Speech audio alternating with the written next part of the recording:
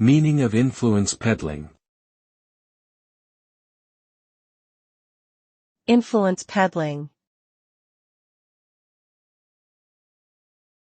Influence peddling. Influence peddling. Influence peddling.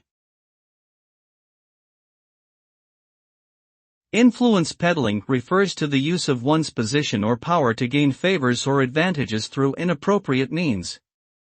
It is often associated with bribery, nepotism, and other forms of corruption. The consequences of influence peddling can be far-reaching and damaging to society, as it undermines the principles of fairness and equality. It can lead to the enrichment of a few at the expense of the many, and erode trust in public institutions. In extreme cases, it can even threaten the stability of governments and societies.